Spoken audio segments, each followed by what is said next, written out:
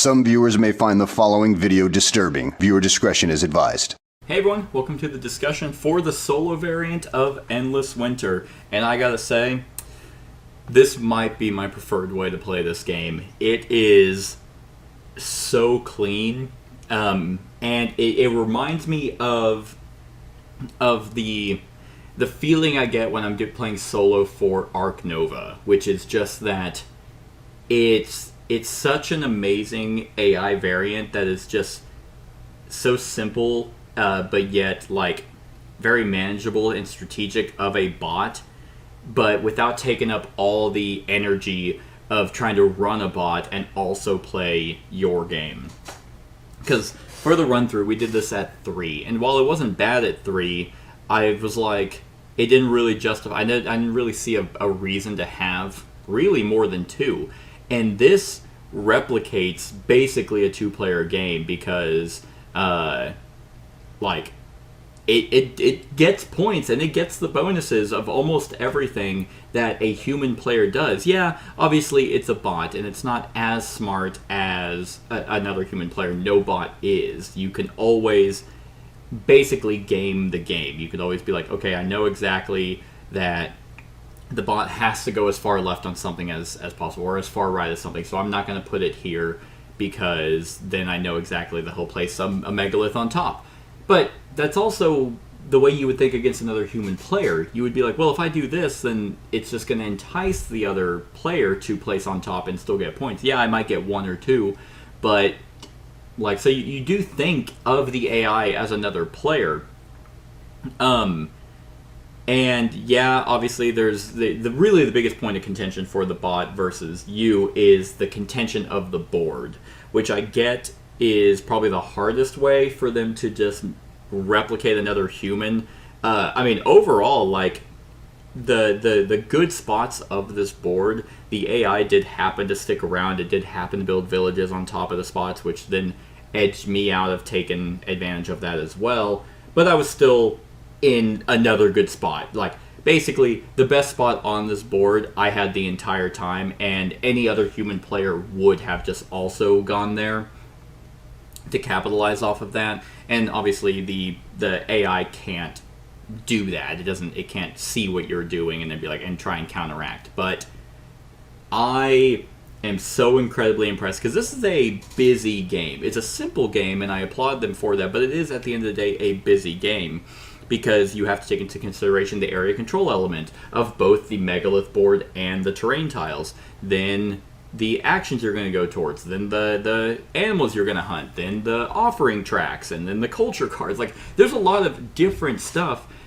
where I would never have thought that this was going to have a solo variant. And the fact that they were able to make one where it wasn't a pain in the ass to try and be like, okay, so the bot wants to go here, but because of that, it needs to do this, and then it needs to do this, and basically, it doesn't ever have to use food, doesn't ever have to use tools, it just gets to do whatever, it takes all the, just the way some AIs just take shit, never have to pay for stuff, and you're just like, you're working your ass off to try and make stuff work, and they're just like, just constantly just cycling a point engine. It's like, this is annoying.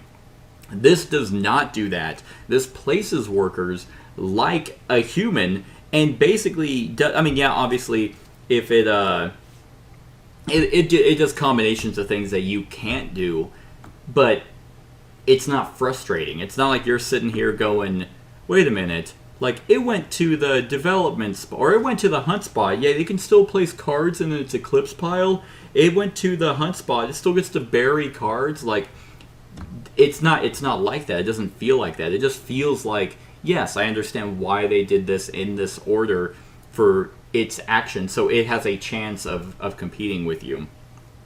And there were multiple times where I was sitting here like, okay, I really don't want it to go here. I don't want it to take those animals, so therefore you think like another player, and you're like, I guess I'm going to go hunt. I didn't want to go hunting right now, but there's animals there that I don't want him to have, so I'm going to go out and actually do that. And you would do that if you could look at their board and be like, well, they need two Glyptodons.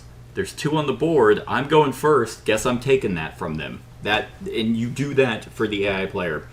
I love how seamless this 16 card deck is.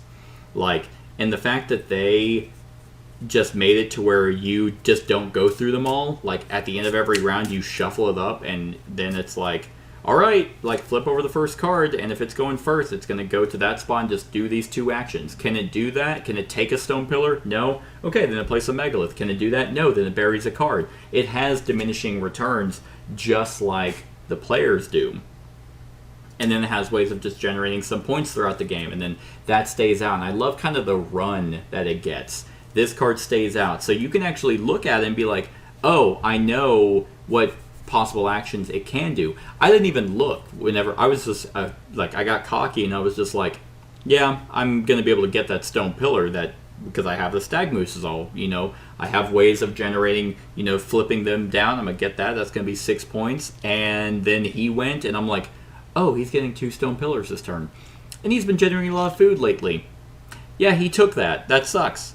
Now, granted, he only gets 2 points for them, but it's more of just that he does take them, and it's like, so then I had to course correct and go get something else. So it's a bot that is so simple to play, yet still feels like another player for the most part, and allows you to play the game like you would in a multiplayer game. And I've said this in multiple solo variant, discussions. That is my favorite way to play solo board games. Because again, I'm not a solo gamer. I only typically play solo games for the channel. If I'm gonna play solo games, I play video games. Like, that's just, I came from video games. Board gaming is a bigger hobby, but I still play video games. So it's like, okay, I'm by myself. Don't really want to come down and set something up to play, so I'll just quickly turn on my PC. But when I do play solo variants, it's just such a breath of fresh air to be like, you know what, I want to try a different strategy in Endless Winter and see how balanced they are. Like, can you go all in on one thing and do well, or do you still have to try and strategize and touch a little bit of everything? If you want to know our full thoughts on the game as a multiplayer game, that's where we really kind of dive into what we think of the game as a whole. I definitely recommend to go check that out. So, because here I usually am just talking about, obviously, the solo variant. So, but that allows you to do this. This is up there with Arc Nova solo variant and Great Western Trail solo variant in just the sense that, do you want to play Great Western Trail? Okay, then just do that and play the solo variant because the AI lets you do that. Arc Nova is the same way. This is just like that, and it is my preferred way to play. And I mean, I really don't have any complaints. It doesn't do anything annoying, like, because it is at the whim of its own deck. So there are times where it's like, oh, I want to get a stone pillar. Well, never mind, I don't have any food. And it doesn't get food for a while, but eventually it will. But if it just happens to be in a spot that is generating a bunch of offering tracks and it rushes to the top and then rushes to the top on the other one like you as a player do, then all of a sudden it already has all of its tents out.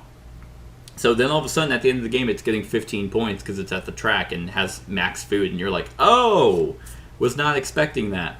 If it decides to go hunting a lot, then it's just going to have a run of a bunch of animals. Then it's like, that might be 50 points there. And you might be looking at the final score. In mine, it was 104 to 77. Granted, I got like 22 points for my animals, and then I actually went out and got those. So there is a difficulty variant that you can do, and basically, instead of it doing 3 cards per turn or per round, it's going to do 4. You start out each of its turns with a card already flipped out, so it's just going to do more actions each turn. And I feel like if it was doing one more action than the player, it might have beaten me, or it would have been way closer. I think it probably would have gotten enough points to beat me out with the score that I got. But honestly, I did way better like than in the actual multiplayer run through. Like, so that was really cool. And here's the other really cool thing about the solo mode. So this game, for the run through, we did just the base game as well, and there's quite a few modules in the game, like ancestors, cave paintings, rivers and rafts, the canine, ceremony, mammoth, and then the base game modules. There's a lot of modules in this game. And you might have noticed I picked up the solo rulebook. That's because the solo variant can be played with every single module in this game. And that is awesome. That is so fantastic because like I wanna review the modules. And it's like just the way, I do my channel, I rely on a lot of friends to come in, and if they're busy, then it's like, okay, well I can't really, play a certain game.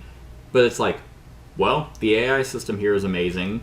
I can play it by myself because this is a good game. So cool. I guess I'll set up for cave painting and just set it up for the solo variant because at the end of the day it is me reviewing it and it's what I think of it. But I can still play it and not have to do some weird stuff with the AI. I can just set it up and it's like, okay, the AI does this with cave painting, but you still play it like normal. That's such a breath of fresh air that was already taken into consideration. This is like a full, complete game. Now that I've done the solo variant and multiplayer, that it's like it's all encased in one. Obviously the insert's amazing. Everything is just condensed and clean, streamlined. That the multiplayer is good, and the solo mode is even better. So I'm extremely impressed, and it was engaging the whole time. I wasn't sitting here like, you don't have to worry about like analysis paralysis of other people around the table where it's just like, how can this take so long for you to go? Like, it's like I have my entire round ready. I have my all 3 actions ready, and it's like, oh my god. And you don't have to worry about that with the solo variant. You can you set it up like a 2-player game, pull this deck out, and you are good to go. Very, very impressed with it. Like, honestly, with the multiplayer, like, we still gave it a pretty decent score, at least 2 of us did. Gave it a pretty good score, and I was like, is that really worth keeping? And playing the solo mode, I'm like, yeah, the solo mode is so good that it has basically convinced me to keep this game, because this is one I would just set down to just quickly play, because it's also not long.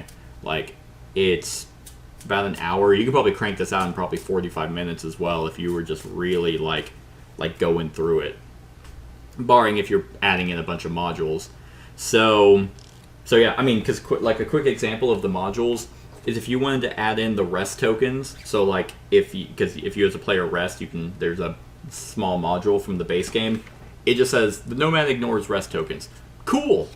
Doesn't say anything about you having to do some weird shit. If you choose to rest, then you get the benefit of that. But nope, it never rests, so you just get the benefit for it. It'd be nice. It'd be cool if they had like in that case, ignores rest tokens. That probably would make it easier for you because you do get the benefit if you choose to rest, and it doesn't. So it's like maybe it's like, oh, I'm gonna add rest tokens, and I'm gonna play on hard mode because I'm getting a buff now. It kind of compensates for its extra action. Who knows? That's completely up to you to try. And for the difficulty, it says once you're experienced, with the solo mode, you can increase it. Top card, this means that the nomad's first turn, they will play another card and perform more actions. That's all it says. And then I wonder if you still blow out the nomad, I wonder if you can do like an expert mode and flip 2. I'd be very curious to find out, maybe if I'm lucky enough and the designers happen to see this, it'd be really cool if it's like, okay, you're on normal, it's no extra card. Hard is 1 extra card. Expert is 2 extra cards. Because there's 16 cards in here, so there's nothing, I mean, it's not like you're going to run out of cards. It's like, okay, so it's first turn, you know, it's going to have 2 extras if you're playing on expert. And so its first turn, it wants to go here to the initiative. So it's going to build a monolith. It's going to bury a card. Then it's going to put 2 cards in its eclipse pile. Might be a little much, like, because then if we did its second turn, it would do that, and it would get a stone, culture, then an animal. And then if you went again and it happened to go hunting, flip a hunt, gain an animal, gain a top deck, culture, 2 in the eclipse pile, culture card, and then a top decked animal. It might be a lot, but that's why it's expert. So if you wanted to really just try, it might not work. But I don't know. That might be, if you're really just, you know, whooping on it in hard mode, then maybe give that a shot. I don't know. But yeah, it's very, very, very impressive. So on a scale of 1 to 10, the Solar variant, I'm gonna give a 9. I think it's amazing. Obviously, like, I think I gave Great Western Trail and Arc Nova AIs either 9s or 10s, and this is up there with it. Like, while it doesn't interact with you as another player does, you interact with it like another player, and I think that that's better, because you still get to play your game without having to. Because if it had to try and interact with you, it would just probably make it extremely clunky, and I cannot stress how clean that this game is. It is so slick. So yeah, Solar variant for Endless Winter is a 9 out of 10. Let me know what you think of it in the comments below. Other than that, like, comment, share, and subscribe, and have a wonderful whatever time of day it is for you. Hey everyone, thank you for watching, and I really hope that you enjoyed the video. If you would like to see more of my content, go ahead and click that subscribe button and the bell to be notified whenever I upload any new content. If you feel like supporting the channel, you can go ahead and click that Patreon link to be taken to my Patreon, and any help is truly appreciated. Other than that, stick around for any other run-throughs or reviews or cool top 10s or whatever I feel like putting on. Other than that, like, comment, share, and subscribe, and have a wonderful whatever time of day it is for you.